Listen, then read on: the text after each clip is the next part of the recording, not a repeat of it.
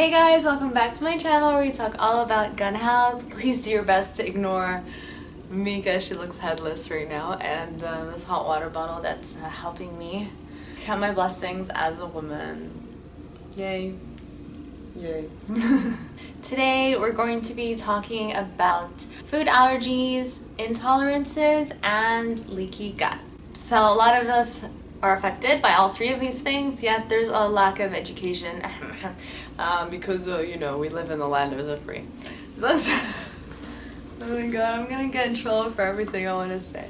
Let's start off with talking about food allergies. An allergy is something that you have an immediate reaction to. This can happen within minutes or up to 4 hours after exposure. We have more allergies now than ever. Celiac disease was not a thing 30 years ago. The most common allergies are milk, soy, wheat, peanuts. You know, peanuts is actually a legume. Oh, and eggs. Okay. Food intolerances, on the other hand, have a delayed response or a delayed reaction versus immediate reaction in allergies, and can often lead to gastrointestinal problems such as gas, bloating, heartburn, and everything else that is not so nice, and can be as a result of the chemicals used in food processing, which it should not be a surprise. We shouldn't be eating chemicals like... Food intolerances can actually be more dangerous because they do cause a chronic response, and a lot of the time they go unnoticed. The most common food intolerances are beans, cabbage, dairy, wheat. For me, I was allergic to most foods that I was eating on a daily basis, and I didn't know what's wrong with me. So I highly recommend that you go out and see what is going on in your body, because there's a lack of education. No one tells you anything. I went 12 years without knowing I was lactose intolerant. My little sister told me about it. Awareness is going to be your greatest ally. Number one is the elimination diet, where one food at a time where you suspect you are reacting to, avoid it for 2 to 4 weeks, see how you feel, add it in, introduce it back into your diet slowly over 2 to 4 weeks, and then see how you feel. And then get an IgG test, which actually can pick up on food intolerances, as well as IgE tests, which can pick up for allergies.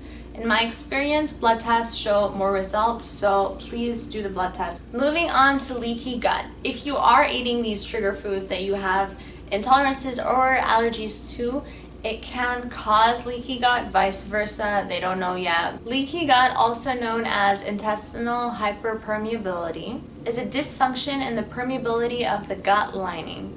The gut lining is only 1 cell wall thick.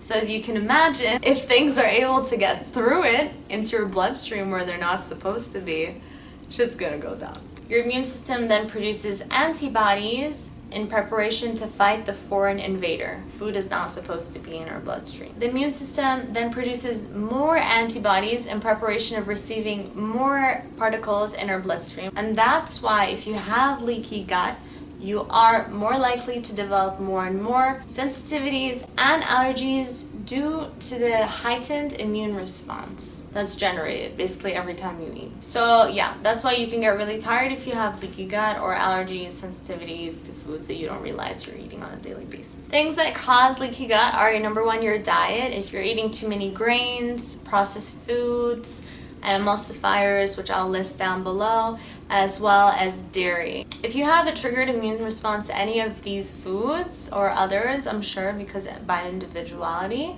you can impair your gut function. Another possible cause is an impaired microbiome, which can also be as a result of diet. Our modern lifestyle can also attribute to having a leaky gut.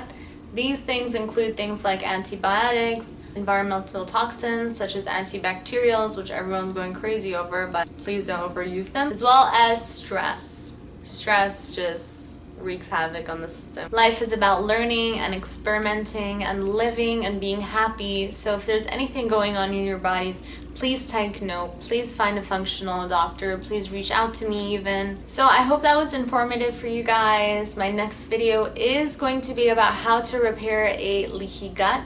Thank you guys for watching. I'll see you next time.